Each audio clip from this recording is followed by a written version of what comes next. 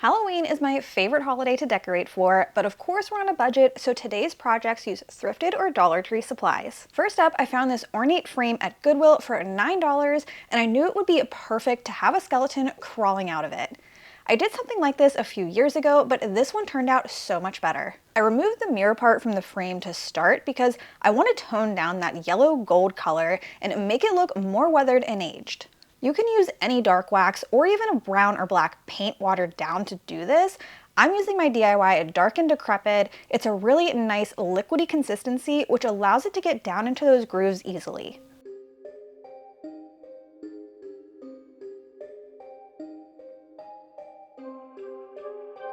You can see how it looks so much more aged and antiqued with character after adding on that wax. Setting the frame aside, let's move on to the mirror. I want this to look aged as well. So first I'm using citrus strip to remove that backing of the mirror. Just spread a thick layer all across the back and cover it with cling wrap for about 30 minutes.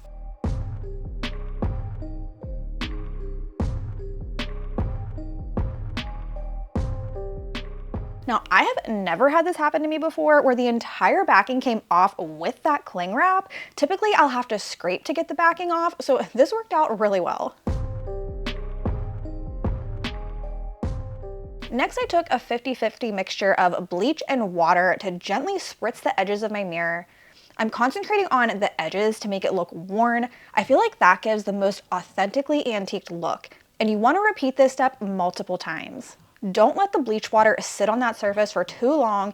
You want to blot it up with a paper towel, and each time that you do this, it will gradually eat through that mirror to give you an aged look from the front, so don't rush this part. Once I was happy with how much of the mirror front was removed, I'm going to add a light layer of gold acrylic paint, and I'm just dabbing it all over, no rhyme or reason here. I just want there to be a little hint of that metallic from the front. Then I went over the edges with a black spray paint to deepen it up even further.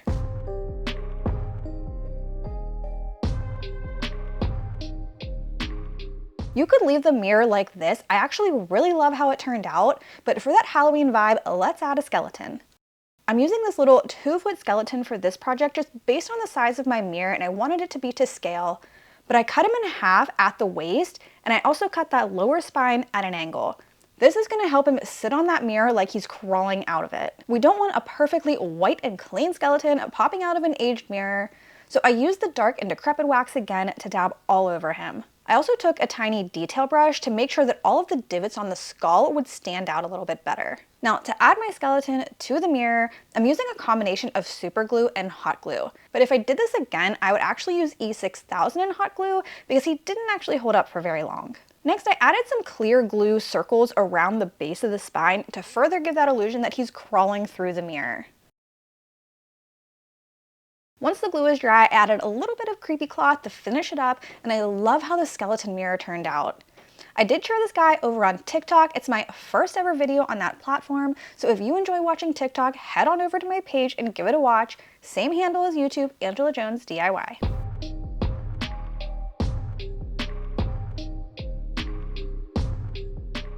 This project is super quick and easy to do. I've had this pumpkin-shaped jar for years, but where I was storing it, the sun was just beating down on one side and it had caused it to become pretty faded. I took this as an opportunity to do something with it, and I decided to turn it into a candle. But I'm first going to give the whole thing a coat of paint to even out that coloring. And I just mixed up a few colors from my stash to get a light pumpkin terracotta color, and I added baking soda for texture. I thought that the first coat of paint that I added, the color was a little bit too light, so I did darken it up a bit for the second coat.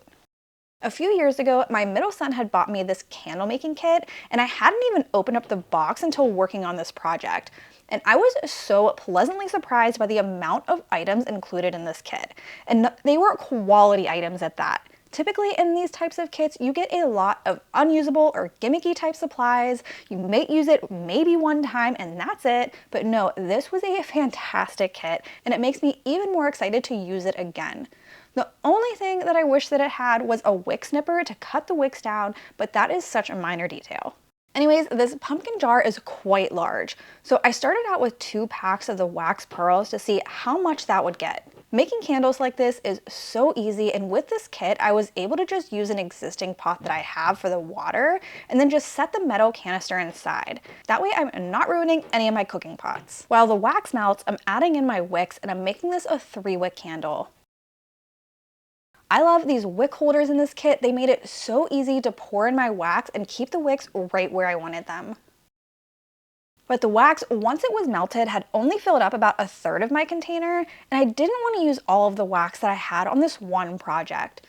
So instead, I picked up a pack of wax melts from either Dollar Tree or Michael's. I can't remember where these were from, but in a nice, cozy fall scent. That way my candle is scented as well. This pack still only filled my candle a little bit more than halfway, so I just decided to leave it there and call it a day rather than try and fill it all the way up.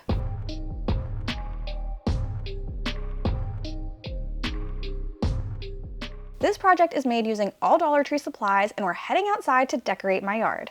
Now, when I was ready to start this project, my Dollar Tree had only had the glow-in-the-dark chains in store. I didn't want to wait another week or so to keep checking back for the black ones, so I just spray painted them instead.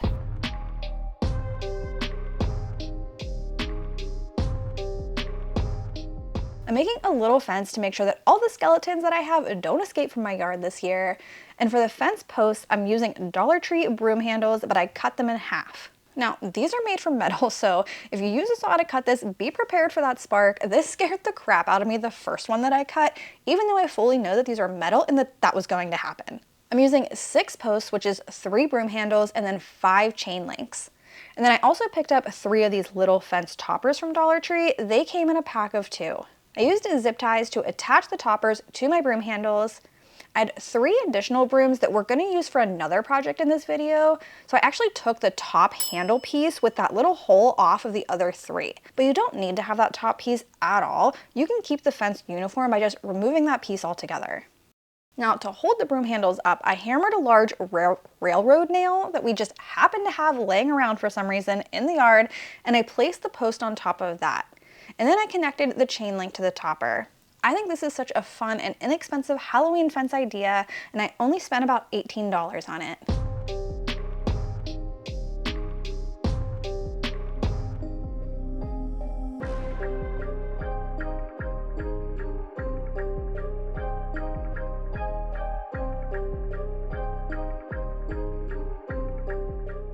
Okay, this project, I'm not really excited about how it turned out, but you guys have to let me know what you think about it. It just looks very craft project to me, and I actually got the idea off Pinterest, and I thought it would turn out a little bit better. But anyways, I'm using 8 pool noodles from the Dollar Tree, and you want to make sure that they are all the same color. I cut off a small section at the end to shorten up the pool noodles a little bit. I'm making a spider, so I don't want his legs to be too long here. Then I cut a slit about halfway through in the middle of each pool noodle. This is going to be where the leg bends. Then I added duct tape to wrap around the joint and hold it in that position. And here's another part that didn't go according to plan. I bought 2 different size beach balls for the body and the head. But the large ball was deflating and it just kept losing air every day. So instead I got one of those large bouncy balls from Walmart and I spray painted that black. However, now the spray paint did not fully dry. I have no idea why, but the surface just felt tacky. So my husband gave me the idea to cover it with baby powder to remove that tackiness. Well, that worked, but now the duct tape wouldn't stick at all. So at this point, I was having a full-on meltdown, and I had to call Josh in to save my craft gone wrong because I was ready to just throw in the towel. He grabbed one of those black contractor bags and put the large ball inside of it, twisted the top around a few times, and then placed the smaller ball inside. And we used some zip ties and duct tape to help shape the bag and hold it all together. Next, I taped the legs onto my spider's body. I will warn you, I used craft duct tape from Michael's here, but I would not recommend this at all. Use hardware store duct tape. Gorilla brand is what I actually ended up going back and using because the craft duct tape just did not hold up for very long at all. I had to go back and add all of his legs back on after only a few days. I hot glued some eyes onto him, and that completes this giant spider. I will say that the little kids in my neighborhood seem to enjoy it, so that's a win.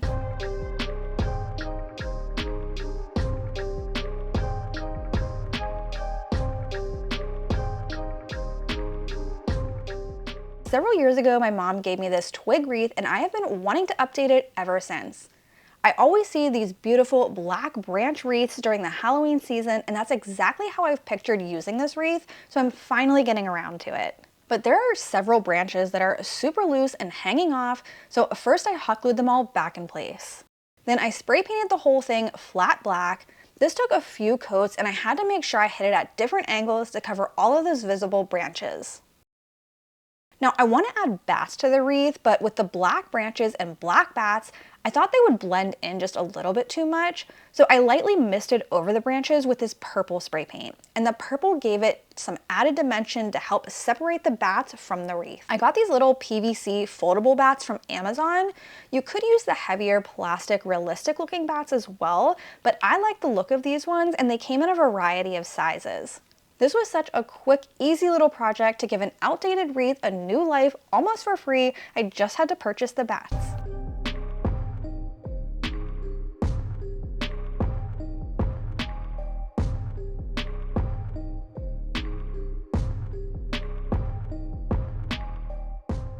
I saw these witches pop up on my Pinterest page several times while looking for Halloween inspiration this year, and I knew I had to make them myself. I had also come across someone on TikTok who made these witches using Dollar Tree supplies to keep it cost effective. My Dollar Tree didn't have the pumpkin pails out yet when I was ready to make these, so mine are from Walmart, but they're actually cheaper from Walmart anyways at only 50 cents each. I cut the handles off the pumpkin pails. You could totally leave it on, it really won't make a difference, but then I also drilled a hole into the bottom. For the body structure, I'm using a broom handle and hangers from Dollar Tree. I'm only showing you one hanger here, but I did end up adding a second one later, and it would just be easier to do it at this point. I removed the hook from the top of the hangers and then I taped it to the top of the broom pole, just a little bit down so that we can poke our pumpkin head pail through there.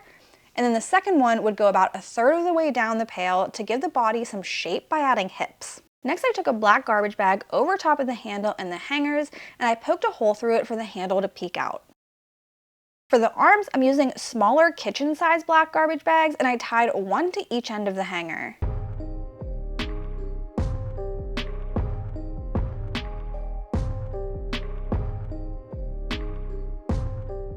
Then I poked another hole through the large garbage bag to pull the arms through.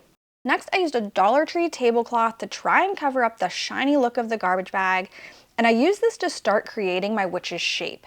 Again, you have to poke some holes for the arms to come through, and I used zip ties to cinch everything in at the waist. Now I added the pumpkin head on. You could leave it facing right side out to have a face on it, but I like that clean, solid orange look like the inspiration had. Next, I took some creepy cloth to cover the head and drape around the body. I used more zip ties to hold the shape where I had wanted it. The more creepy cloth you add and the more layers, the better this witch is going to look. Then I hot glued a witch's hat on top, and that was it for this creation.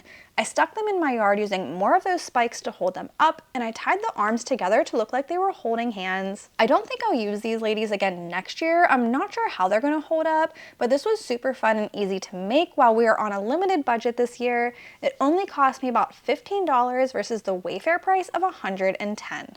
And that completes this year's Halloween DIY decor. For more inspiration, check out my Halloween playlist, and I'll see you in the next one real soon.